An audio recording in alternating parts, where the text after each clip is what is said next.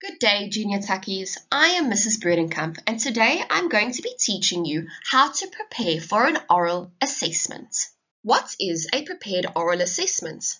You will know that it's the prepared reading or your prepared speech. The teacher will assess how you deliver your reading or your speech. You must prepare grade 8s. It's in the name. With little to no preparation, you will get lower marks. And remember, practice makes perfect. I'm going to say that many, many times in this lesson.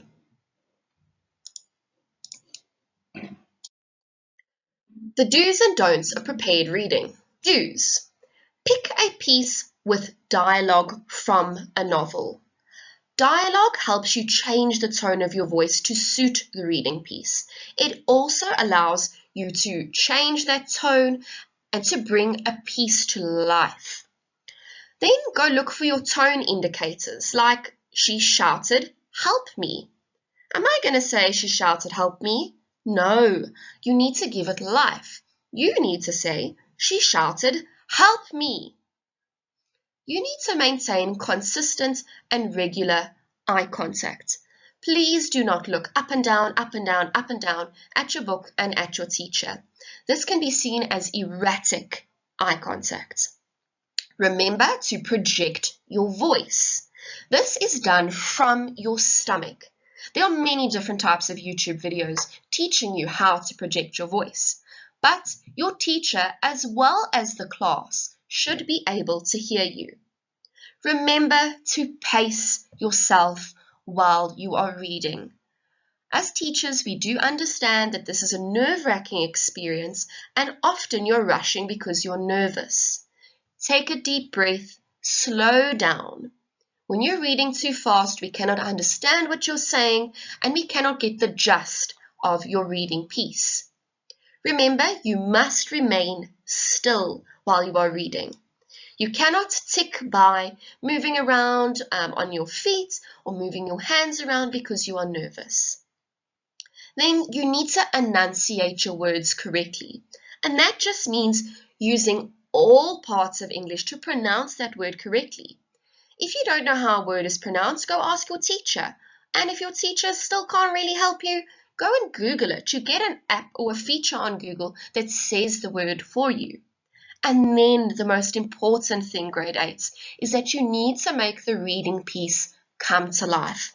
How do you do that? You do that with your tone, you do that with your pace, and you do that with different levels of volume.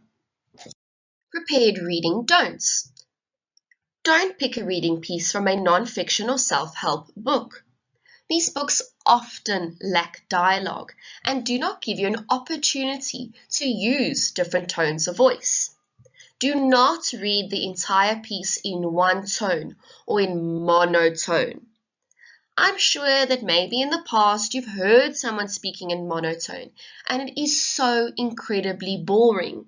This is exactly the same for your teacher who's listening to you read. We do not want to hear monotone. We want to hear all the different tones of your voice.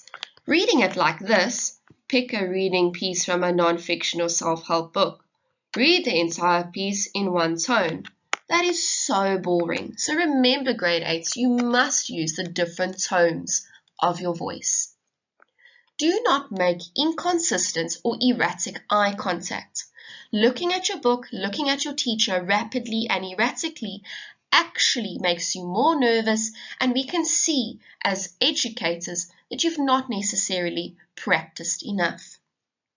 Do not rush through your reading piece because you're nervous. I know that it is a very nerve-wracking experience reading to your teacher and reading in front of the class. Practice does make perfect and it does help with those nerves. Do not move around. Do not swing your legs or speak with your hands.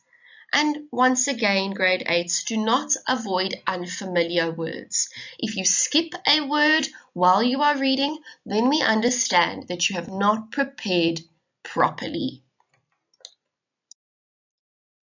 Now I'm going to give you some tips. This is what an assessor looks for when you're doing prepared reading. The first thing is the learner has some knowledge of their reading piece. Do they know who the author is, the novel title, and a short synopsis of what the book's about? Number 2, the learner must project their voice correctly. It should be loud enough for the entire class to hear, but definitely not shouting. Number 3, the learner makes regular and consistent eye contact. So that's every now and then you are looking up at the teacher, maybe at the end of every paragraph, or at the end of every sentence even, but not at the end of 5 words. Number 4, the learner makes use of different tones of voice while reading. It helps the piece of reading come to life. You cannot read in a monotone. The learner remains still while reading, and the learner has a consistent pace throughout reading, so that you don't rush through one piece or read one piece very slowly. This is an extract from J.K. Rowling's Harry Potter and the Sorcerer's Stone. I pulled this up to show you how you can use novels in order to do your prepared reading.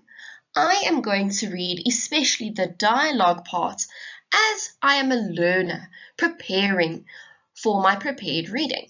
So let's begin. Nearly 10 years had passed since the Dursleys had woken up to find their nephew on the front step. But Private Drive had hardly changed at all.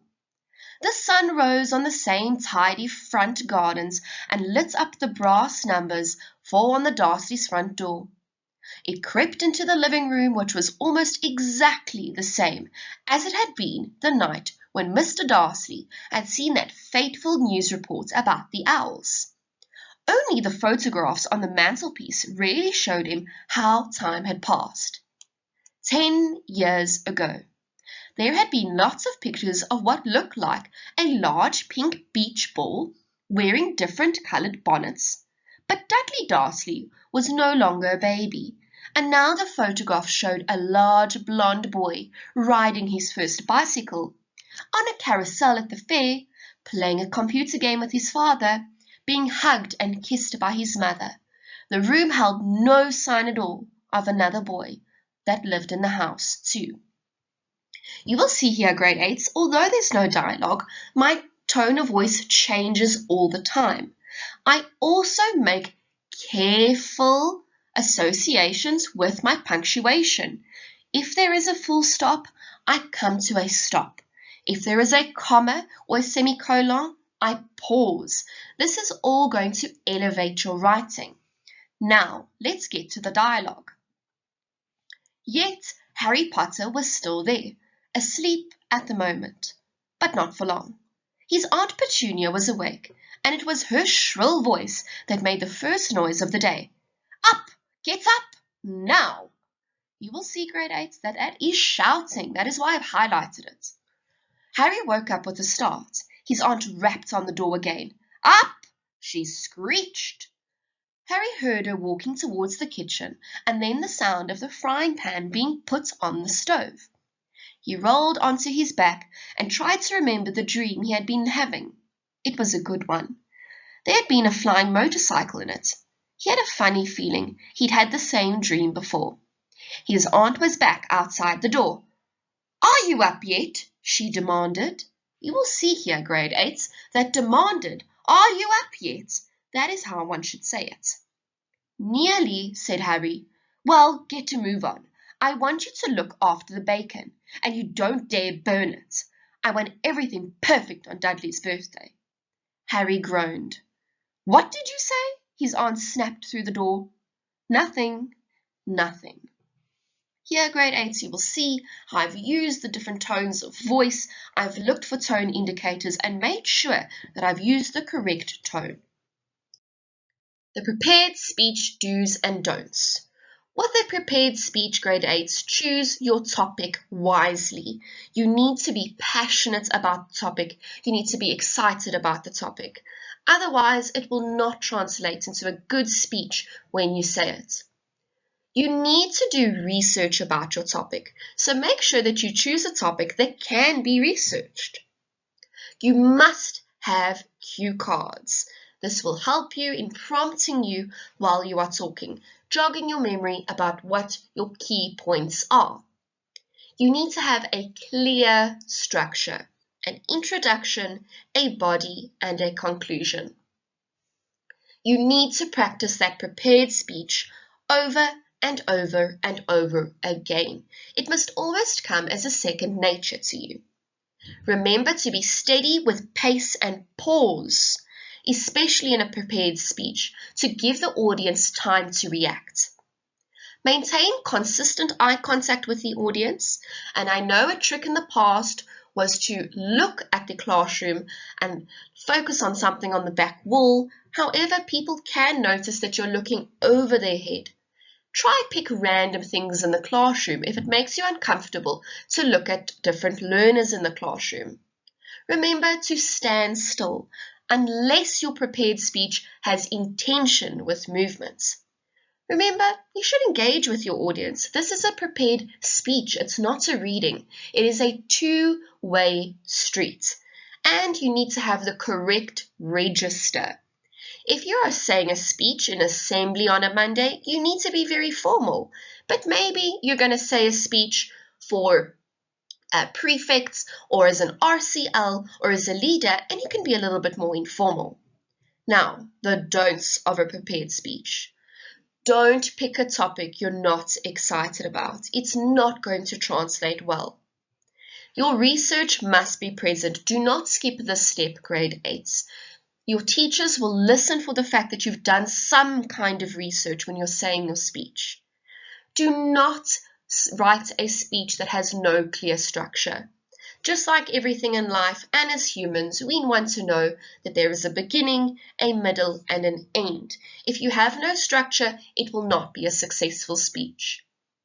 Do not write out your entire speech on your cue cards. Now, I know that it is tempting, but what is going to happen is you're going to get nervous and you're going to start reading your speech. And that goes on to my next point. Do not read off of your cue cards. Rather pick key words that are going to jog your memory. Once again, this means you need to practice your speech very, very well. And then do not move with no intention. I know this does come out as nervous text often, is moving around the classroom or speaking with your hands. The prepared speech construction. Now, the introduction, grade 8, should be gripping. You want to draw your listener in. You can use a quote or even a story that actually relates to the topic. You want it to be relatable. The body should be logical. You need to use your research to now back up your opinion that you're putting through in your body. Try engage with your audience. Ask them questions relating to your speech. Ask them what they think, how they feel, and bounce off of that. Then, your conclusion should sum up the point you've made in your speech. It should summarize and restate, also main points. And then remember, you can end off with a rhetorical question. A rhetorical question is a question with an obvious answer, and by ending off with a rhetorical question, it's intriguing for the audience. It draws them in, it brings them into your speech. Remember, with your body, you should have about 3 paragraphs, 1 paragraph for introduction, and 1 paragraph for conclusion. The prepared speech and cue cards. Do not write your entire speech on your cue cards, grade 8s. You will be tempted to read them when you're nervous. Try pick keywords to jog your memory. You should also number your cue cards to avoid getting them mixed up while you're busy saying your speech, especially if you're nervous. Make sure that your cue cards are a comfortable size in your hands. In my experience as a teacher, often children make cue cards that are way too small, and that makes it very nerve-wracking when you're trying to change your cue card. So it should fit comfortably in your hand. Do not read your cue cards. This either indicates that you're very nervous or that you're ill-prepared. And once again, practice makes perfect. What assessors are looking for in a prepared speech. You should project your voice. Remember, you will be saying this in front of the class. Everyone in the entire class must be able to hear you. There should be a clear structure of the speech. Your teacher should be able to hear your introduction, your body, and your conclusion. Don't forget that conclusion. It's a common mistake that many make because they want to end their speech and get it over and done with. There must be consistent eye contact, not only with the teacher, but with the audience too. We need to hear that there's research present in your speech.